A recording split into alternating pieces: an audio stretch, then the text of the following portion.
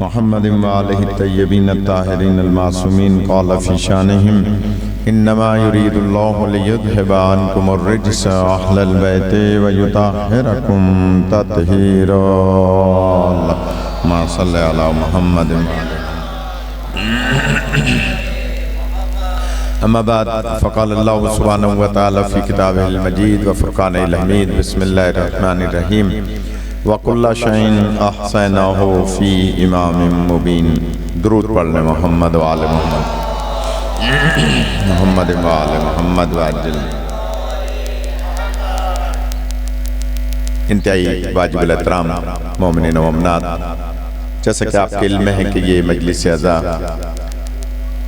ہر نوچندی بدھ کو گزشتہ سالوں سے حضرت ظافر جن ابن راحیل جن علیہ رحمہ کی برسی کی مناسبت سے منعقد کی جاتی ہے، اور ہمارے تقی بھائی اور جریمیاں یہ رہتے تھے وہاں پیپرس چورنگی کے پاس، تو وہاں بھی اس مجلس کا انعقاد ہوا گزشتہ سال بھی، اور دوسری ایک مجلس ہر سال ہوتی ہے ناگن چورنگی کے امام بارگاہ میں، امام بارگاہ زین العابدین علیہ السلام میں، وہ کل انشاءاللہ ہوگی، لیکن وہ فوراً مغرب کے بعد منعقد ہوتی ہے، یعنی اس میں دیر نہیں ہوتی، یہ کیونکہ راستہ دور ہے، لوگوں کا آنا دور سے، اس وجہ سے تھوڑی لیٹ ہوئی ہے، ورنہ وہ کل والی مجلس انشاءاللہ جیسے ہی نماز ختم ہوگی وہاں تو مجلس شروع ہو جائے گی، تو آپ حضرات سے میں التماس کر رہا ہوں کہ آپ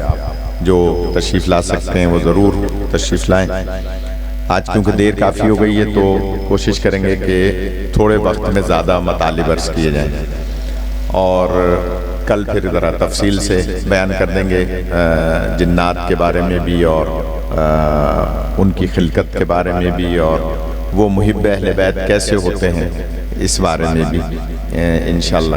لیکن آج کی حد تک چونکہ آج جو شب ہے وہ ولادت کی بھی ہے، اس دنیا میں آمد کی بھی ہے، کس کی؟ حضرت امام نقی علیہ السلام کی، صلی علی محمد وآل محمد۔ اگر آمادہ ہیں تو کچھ عرض کیا جائے، اگر بہت زیادہ تھکے ہوئے ہیں تو دو جملے مسائب کے بھی پڑھے جا سکتے ہیں۔ وہ بھی شاہ صاحب بہت زیادہ ٹائم نہیں لوں گا تو اب آپ کو جانے بھی نہیں دوں گا، بس دو چار تمہیدی بات کہ دیکھیے اللہ تعالیٰ نے جو مخلوقات بنائی ہے اس میں دو مخلوق ایسی ہیں جن کا باقاعدہ قرآن میں اللہ نے ذکر فرمایا ہے، کس حوالے سے کہ وَمَا خَلَقْتُ الْجِنَّ وَالْإِنسَ إِلَّا لِيَعْبُدُونَ، اور نہیں خلق کیا جن اور انس کو مگر عبادت کے لیے۔ اس کا مطلب کیا ہوا؟ میری آواز پہنچ رہی ہے سب تک؟ اس کا مطلب کیا ہوا کہ جنات اور انسان کی غرض خلقت پیدا کرنے کا مقصد، یہ ہمارے پنجاب سے تشریف لائے ہیں اشرف صاحب، اور ان کا تعلق بھی روحانیت کے اعلیٰ مراتب سے ہے۔ میں دعا لینا چاہتا ہوں تمام بزرگوں سے، جتنے بھی بزرگ خاص طور پہ تشریف فرمائیں، اور نوجوانوں کو تھوڑا سا بولنا پڑے گا، اچھا، تاکہ میں سمجھوں میری بات پہنچ رہی ہے۔ جتنے بھی نوجوان بیٹھے ہیں وہ ہوں ہاں ضرور کریں گے کہ جناب اللہ تعالیٰ نے قرآن میں فرمایا کہ وَمَا خَلَقْتُ الْجِنَّ وَالْإِنسَ إِلَّا لِيَعْبُدُونَ، نہیں خلق کیا جن اور انس کو مگر عبادت کے لیے۔ اس کا مطلب ہے کہ جنات کا دنیا میں آنا بھی عبادت کے لیے، انسانوں کا دنیا میں آنا بھی عبادت کے لیے۔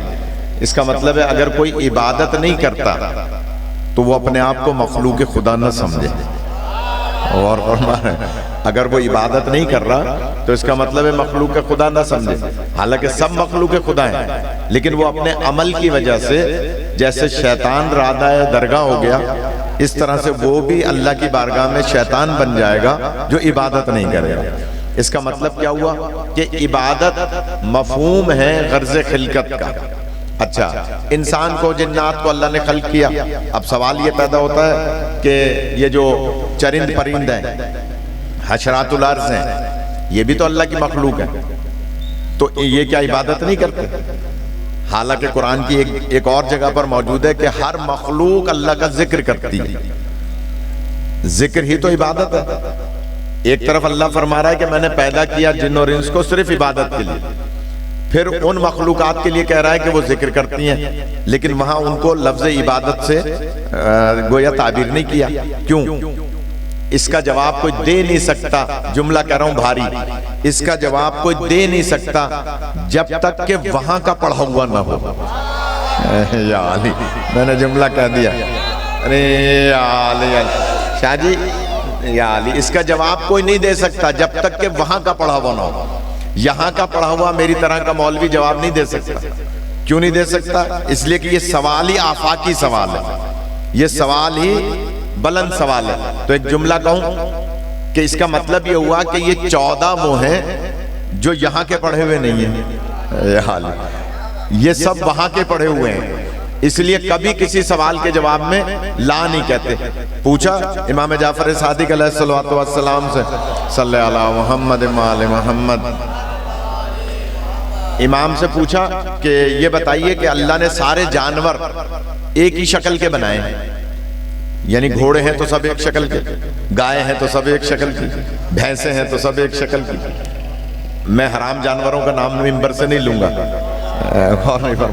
یعنی جتنے بھی مخلوقات ہیں جانوروں میں اپنی اپنی جنس میں، گدھے ہیں تو ایک شکل کے، یعنی جتنی بھی مخلوقات ہیں وہ سب اپنی اپنی جنس میں ایک ہی شکل کی ہیں.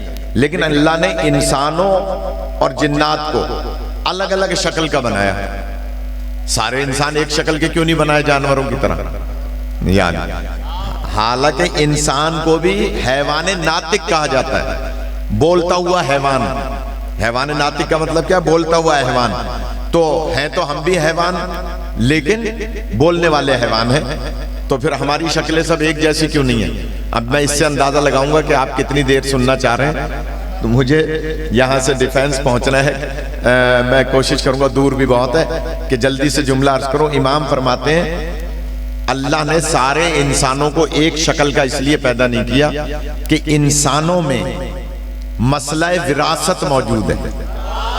یا علی، وہ نہیں فرما رہے، مسئلہ وراثت موجود ہے. اور دوسرا امام فرماتے ہیں انسانوں میں مسئلہ وراثت کے ساتھ ساتھ جزا اور سزا کا قانون بھی موجود ہے. یا علی، اگر سارے انسانوں کو اللہ ایک شکل کا بنا دیتا تو جرم کرتا بیٹا سزا باپ کو ملتی. نہیں اور فرما رہے، ایسا ہے یا نہیں؟ ماشاءاللہ انجمن آئی ہے، ماشاءاللہ مولا سلامت رکھیں، کہ جناب بیٹا جرم کرتا سزا باپ کو ملتی. کیا سبب ہے؟ ہم پہلے امریکہ کینیڈا جاتے تھے تو صرف انگوٹھے کا نشان لیتے تھے، وہ اب چاروں انگلیوں کا بھی نشان لیتے ہیں، انگوٹھے کا بھی نشان لیتے ہیں. کیوں؟ اس لیے کہ ہر انسان کی انگلیوں کے نشان بھی مختلف ہیں، انگوٹھوں کے نشان بھی مختلف ہیں. اللہ سب کو ایک جیسا بنا دیتا تو پاسپورٹ بنتا باپ کا، چلا بیٹا جاتا. نہیں غور فرما، ایسا ہے یا نہیں؟ اللہ سب کو ایک جیسا بناتا تو ظاہر ہے کہ سزا بیٹا جرم کرتا سزا باپ کو ملتی، جرم باپ کرتا بیٹے کو سزا ملتی. اس لیے امام فرماتے ہیں کہ اچھا یہ جواب کوئی دے ہی نہیں سکتا. ملک صاحب کوئی دے سکتا ہے یہ جواب؟ کوئی دے سکتا ہے کہ جناب مسئلہ وراثت نہیں ہے جانوروں میں، مسئلہ جزا و سزا نہیں ہے جانوروں میں، انسانوں میں مسئلہ وراثت بھی ہے اور جزا و سزا بھی ہے. اس لیے اللہ نے ہر ایک کی شکل بھی علیحدہ بنائی ہے اور ہر ایک کے ہاتھوں کے نشانات بھی علیحدہ بنائے، انگلیوں کے نشان بھی علیحدہ بنائے. جملہ کہہ رہا ہوں میں، یہ علیحدہ بات ہے کہ اللہ نے ہر انسان میں 5 بھی رکھے ہیں، 12 بھی رکھے ہیں، 14 بھی رکھے ہیں. خدا آپ کا سلامت رکھے. بھائی 5 انگلیاں ہیں، یہ نشان 4 انگلیوں میں 12 ہیں اور انگوٹھے میں 2 نشان تو 14 بنے ہیں. تو اس کا مطلب ہے، اسی لیے اب انگریز سمجھ گئے کہ بندہ اپنے آپ سے دھوکہ کر سکتا ہے. یہ سارے نشانات اس لیے لیتے ہیں کہ 5 12 14 سے دھوکہ نہیں کر سکتا. یا علی، خدا آپ کو خدا آپ کو سلامت رکھے. اللہم صلی علی محمد وآل محمد وعجل فرج. پیچھے والوں تک آواز آ رہی ہے میری؟ پیچھے آ رہی ہے تو تھوڑا سا، آپ کی آواز تو مجھ تک نہیں آئے گی لیکن ہاتھ اٹھا کے بتائیں گے کہ آواز پہنچ رہی ہے. تو تو میں جملہ کہہ رہا ہوں، ان 14 میں چلیں ایک مثال یاد آ گئی آپ کے نعرے پر، ان 14 میں مٹھی برابر فرق نہیں ہے. یا دلیل دے دوں. ایک شخص نے خواب دیکھا کہ ہمارے شہر میں سرکار تشریف لائیں، رحمت للعالمین تشریف لائیں، اور مسجد میں تشریف فرمائیں، مسجد میں نبی پاک تشریف فرمائیں. اس کو پتا چلا، خواب میں دیکھ رہا ہے کہ میں جا کے سرکار کی زیارت کروں. خواب میں سرکار کی زیارت کر رہا ہے. جب پہنچا مسجد میں خواب میں دیکھا سامنے کھجوروں کا ایک طبق رکھا ہے، اور کھجور کے طبق پر ہرے رنگ کا کپڑا ڈھکا ہوا ہے. سرکار نے ہرے رنگ کا عمامہ پہنا ہوا ہے. یہ آگے بڑھا اور سلام کیا آقا کی خدمت میں. سرکار نے جواب سلام دیا. اس نے کہا سرکار کچھ عطا فرما دیجئے. سرکار نے کھجوروں کے طبق پہ سے کپڑا ہٹایا، مٹھی بھر کے اس کے دامن میں جھولی میں کھجوریں ڈال دی. یہ حالی مشہور واقعہ، لیکن میں اس میں دلیل دوں گا. مٹھی بھر کے کھجوریں نبی پاک نے خواب میں اس کی جھولی میں ڈال دی. اس نے گنی تو 18 کھجوریں تھیں. یہ حالی خواب میں گنی تو 18 تھیں. آنکھ کھلی، شکریہ ادا کیا سرکار کا کہ آپ نے مجھے زیارت کرائی. اور نبی اور امام اگر کسی کو خواب میں آئیں تو سمجھ لے حقیقی خواب ہے، وہ کوئی اور ان کی شکل میں آ نہیں سکتا. لہٰذا شکریہ ادا کیا، 2 رکعت نماز پڑھی شکرانے کی، اور کہا کہ مجھے 18 کھجوریں ملی ہیں. اچھا مجھے اگر یہ کھجوریں ملی ہوتی، آپ کی بات نہیں کر رہا ہوں، تو میں تعبیر کیا لیتا؟ میں کم سے کم یہ تعبیر لیتا کہ 18 کروڑ کا بانڈ کھلنے والا ہے. اور نہیں فرمایا. میں تعبیر کیا لیتا؟ کم سے کم 18 لاکھ کا بانڈ کھلنے والا ہے. 18 کھجوریں ملی ہیں. اس نے کیا تعبیر لی؟ اس نے کہا مجھے لگتا ایسا ہے کہ بس میں 18 دن زندہ رہوں گا. یا اللہ، آواز پہنچ رہی ہے پیچھے سے. اس نے تعبیر کیا لی کہ میں بس 18 دن زندہ رہوں گا. تو جلدی جلدی اپنے جو اعمال رہے ہوئے تھے ان کو پورا کرنے لگا کہ بس 18 دن رہوں گا. ابھی 18 دن نہیں گزرے تھے کہ پتہ چلا کہ اس کے شہر میں امام رضا تشریف لا رہے ہیں. اللہم صلی علی محمد و آل محمد. خدا سلامت رکھے. اسے پتہ چلا کہ میرے شہر میں مولا تشریف لا رہے ہیں. لوگوں نے کہا بھائی امام آ رہے ہیں. اس نے کہا اب مجھے تعبیر خود سے لینے کی ضرورت نہیں ہے، امام سے تعبیر لوں گا، کیونکہ امام سے بڑھ کے کون تعبیر دے گا. اچھا خواب، اب میں دوسری طرف چلا جاؤں گا تو موضوع بدل جائے گا. خواب 3 قسم کے ہوتے ہیں. ایک بشارت ہوتا ہے، ایک نظارت ہوتا ہے، اور ایک پیٹ کی گڑبڑ ہوتی ہے. اور فرما رہے ہیں ایک خواب ہوتا ہے جو پیٹ کی گڑبڑ سے ڈراؤنا خواب آتا ہے. ایک خواب وہ ہوتا ہے کہ جو بشارت ہوتی ہے. بشارت کا مطلب آپ مجلس ہوتے ہوئے دیکھ رہے ہیں، ماتم ہوتے ہوئے دیکھ رہے ہیں، اپنے آپ کو طواف کرتے ہوئے دیکھ رہے ہیں، آپ حرم مطہر مولا حسین میں دیکھ رہے ہیں. آپ یہ عزا خانہ اندر بہت بہترین ہے، جب مجلس ختم ہو جائے تو عزا خانے کی زیارت کیجئے گا. اور یہ عزا خانہ بھی جنات کے مشورے سے بنایا گیا ہے. تو یہ ایسے ہی نہیں اتنی دور آپ کو بلایا گیا مجلس میں. آپ خوش قسمت ہیں جو اس مجلس میں آئے. تو اس عزا خانے کی آپ زیارت کرتے ہوئے مثلاً خواب میں دیکھ رہے ہیں، تو اس کا مطلب کیا ہوا کہ آپ کو کوئی خوشخبری ملنے والی ہے، آپ کو کوئی اچھی چیز ملنے والی ہے، کوئی بیٹے کی اولاد ہونے والی ہے، کوئی رزق میں اضافہ ہونے والا ہے. لیکن اگر کہیں آپ دیکھیں ایکسیڈنٹ ہوتے ہوئے یا خدا نخواستہ اپنے آپ کو ڈوبتے ہوئے گرتے ہوئے، تو اس کا مطلب یہ ہوتا ہے کہ اب آپ صدقہ دیں، اور صدقہ دینے کے بعد اپنے اندر سوچیں کہ کوئی ایسا گناہ تو نہیں ہو رہا کہ جس کی وجہ سے مجھے یہ گویا نظارت دکھائی جا رہی ہے. ڈراؤنا خواب ہو اس قسم کا ایکسیڈنٹ کا تو سمجھ لیں نظارت ہے. اور یہ علم تازیہ ذوالجنہ دیکھیں، طواف دیکھیں، زیارت دیکھیں، نماز پڑھتے دیکھیں، بارش ہوتے دیکھیں، سمندر میں نہاتے دیکھیں، دریا میں نہاتے دیکھیں، سمجھیں یہ بشارت ہے. تو 2 رکعت نماز شکرانے کی پڑھیں اور اللہ سے کی بارگاہ میں عرض کریں کہ اللہ تیری مہربانی، مجھے جو خوشخبری ملنے والی ہے وہ میرے لیے نیکی کا باعث ہو. ایک خواب ہوتا ہے جو آپ نے زیادہ کھا لیا رات کو اور ٹہلے نہیں آپ نے واک نہیں کیا، سو گئے، تو وہ بخارات بن کے دماغ پہ آ جاتا ہے اور پھر ایسے خواب نظر آتے ہیں. تو میں عرض کر رہا تھا اس شخص نے سوچا کہ جب امام تشریف لا رہے ہیں تو میں کیوں نہیں امام سے تعبیر پوچھوں. جملہ سنیے گا, لکھا ہے بہت سارے علماء نے, علامہ مجلسی نے بھی, کہ یہ شخص گیا اس مسجد میں جہاں امام تشریف فرما تھا. جیسے ہی مسجد میں داخل ہوا ایسا معلوم ہوا کہ خواب کی عملی تعبیر یہاں مل رہی ہے. یار خدا سلامت رکھے. ویسے ہی امامہ مولا رضا نے پہنا ہوا, ویسی ابا مولا رضا نے پہنی, ویسے ہی سامنے کھجوروں کا طبق رکھا ہوا, اس پہ ہرے رنگ کا ویسے ہی لباس یعنی کپڑا ڈھکا ہوا. آگے بڑھا, اس نے سوچا اب امام کو میں خواب بتاؤں گا نہیں, یہ تو عملی تعبیر ہے. یا علی, اس نے امام کو خواب نہیں بتایا.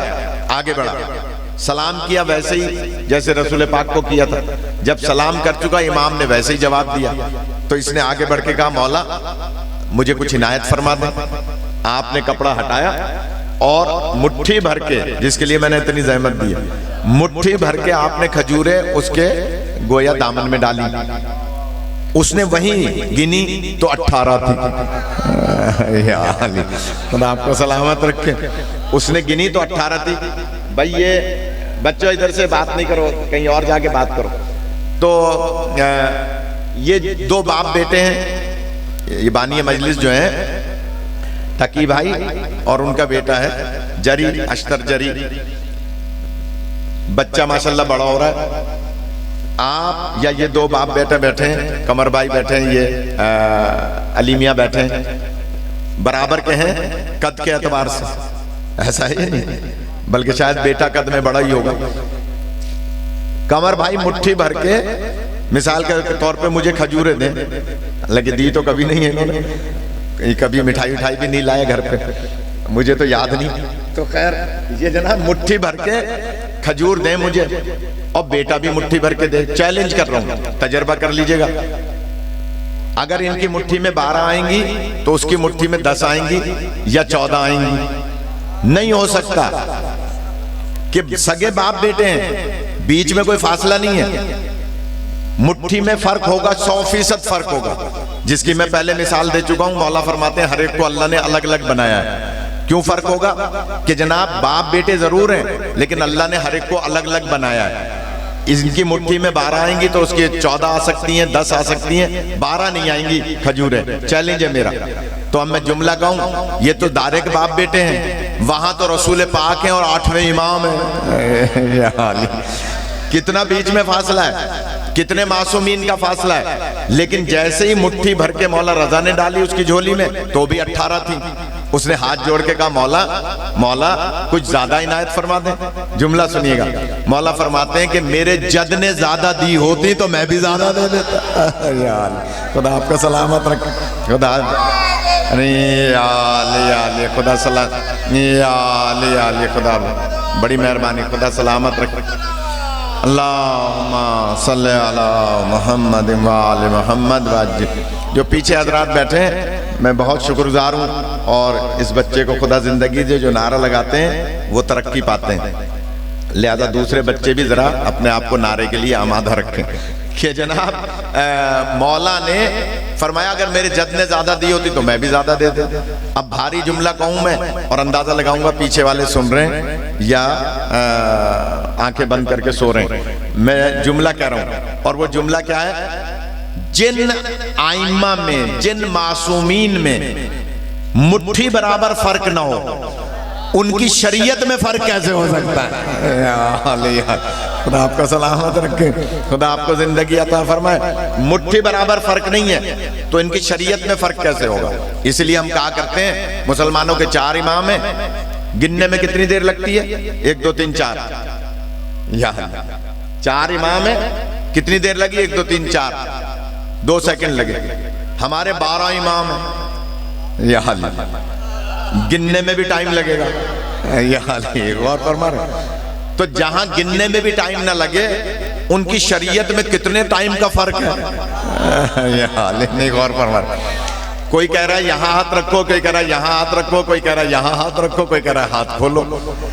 ہمارے جو پہلے نے کہا وہی آخری نے کہا، وہی درمیانے نے کہا، وہی سب کے سب کہہ رہے ہیں۔ اسی لیے تو نبی نے فرمایا اولنا محمد آخرنا محمد واوسطنا محمد وکلنا محمد۔ اس کا مطلب ہے ہمارے سب کے سب محمد ہیں۔ ایک بات یاد آ رہی ہے، عجیب و غریب ہے، کسی نے پوچھا تھا یہ جو عزاخانہ ہے یہ امام موسی کاظم علیہ السلام کے نام سے صلی اللہ محمد منصوب ہے، یہ جس عزاخانے میں مجلس ہے یہ امام کے نام سے منصوب ہے، اور یہاں ہر بدھ کو تسبیح ہوتی ہے امام کی، تو آپ ادھر سے گزر رہے ہوں یا ٹائم نکال کے آ جایا کریں تو اس تسبیح کے بہت سے فائدے ہیں، بہت سی دعائیں قبول ہوتی ہیں۔ تو امام کے نام کا یہ عزاخانہ ہے۔ امام سے کسی نے پوچھا کہ سرکار نے یہ کیوں نہیں فرمایا کہ اولنا علی و آخرنا علی و اوسطنا علی و کلنا علی؟ نبی نے یہ کیوں فرمایا کہ اولنا محمد و آخرنا محمد و اوسطنا محمد و کلنا محمد؟ سرکار کا فرمان ہے نا کہ ہمارا پہلا بھی محمد، آخری بھی، درمیانہ بھی، ہم سب کے سب محمد۔ سوال ہوا موسی کاظم علیہ السلام سے کہ یہ فرمائیں کہ آخر علی، یہ کیوں نہیں فرمایا کہ اولنا علی و آخرنا علی و اوسطنا علی و کلنا علی؟ امام کا جواب سنیے گا، توجہ میری طرف رکھیں۔ امام فرماتے ہیں کہ مسلمانوں کو غدیر کا ایک علی برداشت نہیں ہے، 14 علی کیسے برداشت ہو جائے؟ یا خدا آپ کو خدا آپ کو سلامت رکھے۔ اپنے بچے نے نعرہ لگا دیا تو میں ایک جملہ اور کہہ دوں کہ جناب 14 علی کیسے برداشت ہو جائیں گے، 12 علی کیسے برداشت ہو جائیں گے جب ایک علی برداشت نہیں ہے؟ اگلا جملہ کہہ رہا ہوں، نبی پاک نے فرمایا اولنا علی یا اولنا محمد و آخرنا محمد۔ جب یہ فرما دیا کہ اولنا محمد و آخرنا محمد تو بات سمجھ میں آ گئی کہ پہلا بھی محمد ہے، آخری بھی محمد۔ اچھا چلیں بیچ میں بھی کیونکہ محمد ہے، 4 محمد ہیں، 4 علی ہیں، تو یہ بھی فرما دیا کہ اوسطنا علی۔ مکمل ہو گئی تھی بات۔ لطیف بات کہوں گا بھائی، نبی پاک نے فرمایا اشرف صاحب کہ اولنا محمد آخرنا محمد، بات تو یہاں بھی مکمل ہو گئی تھی، لیکن پھر بھی سرکار نے تشریف فرما دی واوسطنا محمد۔ اس کا مطلب ہے ہمارا درمیانہ بھی محمد، تو مکمل ہو گئی نا بات۔ یہ کیوں فرمایا وَكُلُّنَا محمد یا علی؟ اب جملہ کہوں میں جو فضائل سننے کے عادی ہیں، دیکھیے جب تک اماموں کا تذکرہ ہونا تھا تو اولنا آخرنا، بہت تو سمجھانے کے لیے اوسطنا، تو مکمل ہو گئی اماموں کی بات کہ میرا پہلا بھی، آخری بھی، درمیانہ بھی۔ یہ کلونا کیوں فرمایا؟ جملہ کہوں لوگوں کو سمجھانے کے لیے نبی فرما رہے ہیں کہ ہمارا پہلا بھی محمد، آخری بھی محمد، ہمارا درمیانہ بھی محمد۔ یہ کلونا اس لیے کہا کہ ہمارا عباس بھی محمد، ہمارا علی اکبر بھی محمد، ہمارا قاسم بھی محمد، ہمارے اونو محمد بھی محمد ہے۔ یا علی خدا آپ کو سلامت رکھے، بڑی مہربانی۔ اللہم صلی علی محمد وآل محمد۔ یہ بتانا مقصد ہے، کلونا کا مطلب کیا ہے کہ اس گھرانے کا ہر فرد محمد ہے۔ یا میں اس پہ بڑی دلیلیں رکھتا ہوں، اگر کسی کو ہضم نہ ہو تو آ جائے، کل کی مجلس میں آ جائے وہاں ناگن چورنگی، تو وہاں اور اس کی تشریح کر دیں گے۔ لیکن ان کے گھرانے کے سارے افراد محمد ہیں، کیوں؟ سب معصوم ہیں۔ عصمت کی 14 قسمیں ہیں، علماء نے لکھا ہے عصمت کی 14 قسمیں ہیں۔ یہ علیحدہ بات ہے کہ عصمت کلی پر 14 فائز ہیں، نہیں فرمایا، عصمت کلی پر 14 فائز ہیں، ورنہ اس گھرانے کے تمام افراد معصوم ہیں۔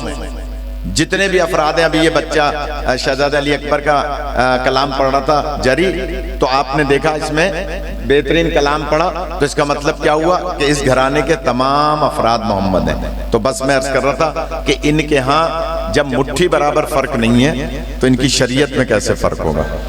بات لمبی ہو گئی۔ میں عرض کر رہا تھا کہ اللہ تعالیٰ نے ہر مخلوق کو عبادت کے لیے خلق کیا، لیکن آیت میں صرف جن اور انس کا ذکر کیا اور مخلوقات کا ذکر نہیں کیا۔ تو جب پوچھا امام سے کہ مولا اس میں راز کیا ہے، جملہ سنیے گا، امام فرماتے ہیں اس میں راز یہ ہے کہ اللہ تعالیٰ باقی مخلوقات کو مخصوص عبادت دے کر پیدا کیا ہے۔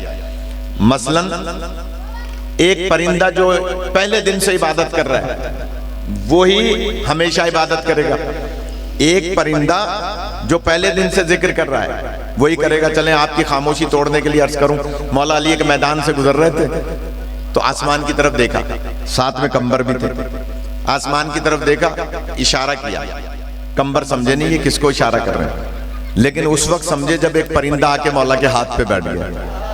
یہ حال تھوڑا سا جاگ دیں، ایک پرندہ آ کے مولا کے ہاتھ پہ بیٹھ گیا۔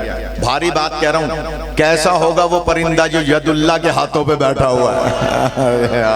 خدا آپ کو سلامت رکھے کہ جناب کیسا ہوگا۔ لہٰذا وہ مولا کے ہاتھ پہ بیٹھا اور مولا نے اس سے پوچھا کہ یہ بتاؤ تمہیں بھوک لگتی ہے تو کیا کرتے ہو؟ یا کہ مولا مجھے بھوک لگتی ہے تو میں دنیا کی کوئی غذا تلاش نہیں کرتا، اگر مجھے بھوک لگتی ہے تو آپ پر اور آپ کی آل پہ درود پڑھتا ہوں۔ خدا آپ کو سلامت رکھیں۔ اللہم صلی علی محمد و آل محمد وعجل فرجہم۔ چلیں پیچھے سے درود ہو گیا، ہاں یہ آرام سے۔ جناب کہا کہ میں آپ پر اور آپ کی آل پر درود پڑھتا ہوں تو میری بھوک ختم ہو جاتی ہے، یعنی بھوک لگتی ہے تو صرف یہ کرتا ہے۔ اب میں جملہ کہوں، کاش ہم اس پرندے جیسی معرفت حاصل کر لیتے۔ تو کہا کہ بھوک لگتی ہے تو میں آپ پر درود پڑھ لیتا ہوں، آپ کی آل پہ درود پڑھ لیتا ہوں۔ کہا اچھا پیاس لگتی ہے تو کیا کرتے ہو؟ علی مہدی کہا پیاس لگتی ہے تو کیا کرتے ہو؟ تو وہ کہتا ہے مولا پیاس لگتی ہے تو آپ کے دشمنوں پہ لعنت کر لیتا ہوں۔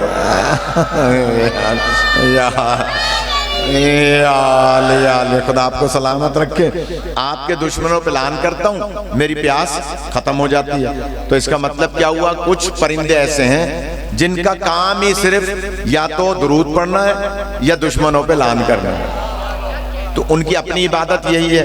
اسی طرح سے ہر مخلوق کی الگ الگ عبادت ہے مگر مخصوص ہے، وہ دوسرا کچھ نہیں کر سکتے۔ انسان اور جنات کو، بس زحمت تمام کر رہا ہوں، آج کی حد تک ماتم بھی شاید کئی انجمنیں کریں گے، انسان اور جنات کو اللہ نے مخصوص عبادت نہیں دی بلکہ عقل جیسی دولت عطا فرمائی۔ یا اللہ، پھر دوہرا رہا ہوں، دیکھیے ملائکہ ہے نا، ملائکہ ان کو اللہ نے نفس عطا نہیں کیا۔ یا اللہ، پھر دوہرا رہا ہوں، آئندہ کنور بھائی یہاں مجلس ہو نا تو چھوٹا سا ادھر ایک قنات ہونی چاہیے تاکہ اگر کوئی گزرے تو ادھر سے سب اس طرف نہ دیکھیں، میری طرف دیکھیں، پڑھنے والے کی طرف دیکھیں۔ یا اللہ،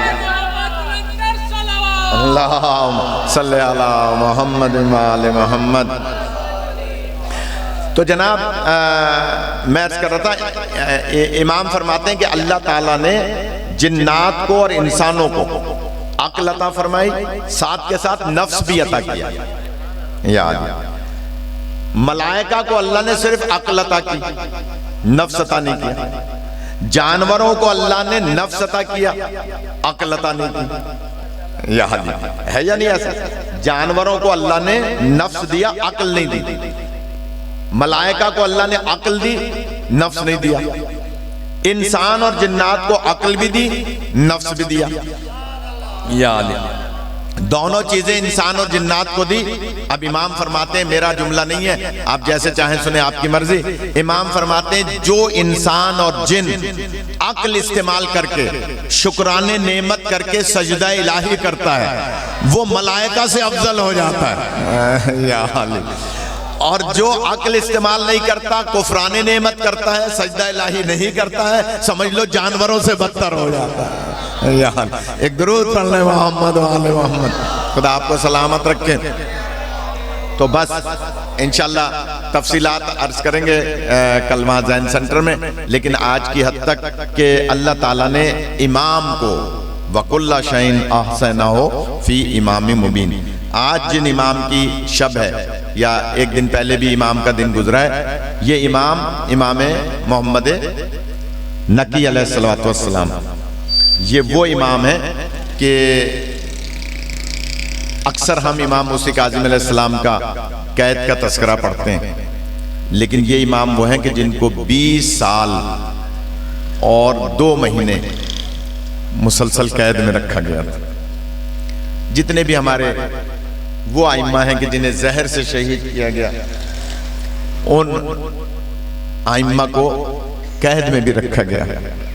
چند ایسے ہیں کہ جو قید میں نہیں رہے، ورنہ زیادہ تر ائمہ حضرت جعفر جن کہ جو محبت اہل بیت سے سرشار، مولا کل عرض کروں گا کہ مولا نے ان کے دادا کو کس طرح سے مسلمان کیا تھا۔ ایک جنگ ہے جسے جنگ بیر العلم کہا جاتا ہے، جو جنگ کنویں کے اندر ہوئی تھی، اور مولا علی علیہ السلام نے نبی پاک کے حکم پر جا کر مکے میں وہ جنگ کی تھی۔ آج بھی وہ کنواں، اس کے نشان موجود ہیں۔ ہم حج پہ جاتے ہیں تو اپنے حاجیوں کو دکھاتے ہیں کہ یہ وہ جگہ ہے جہاں جنگ ہوئی تھی جنات سے۔ آگے وہاں مسجد جن بھی آج تک موجود ہے، جو گئے ہیں وہ جانتے ہیں۔ عزیزارو، یہ جعفر محب اہل بیت ہو گئے تھے کیونکہ ان کے دادا نے مولا علی کی ولایت کا کلمہ پڑھ لیا تھا۔ اچانک ان کا بھائی جو اپنے بھتیجے کو دولہا بنانا چاہتا تھا، اور سب کے سب انتظار کر رہے تھے کہ جعفر کا بھائی آئے اور اپنے بھتیجے کو دولہا بنائے تاکہ بارات جائے۔ سنیے گا عزیزارو، اچانک حضرت جعفر نے دیکھا کہ ان کے بھائی کا گریبان چاک ہے اور سر میں خاک ہے۔ آگے بڑھ کے پوچھا، بھیا یہ کیا حال بنایا ہے؟ یہ کیا بدشگونی ہے؟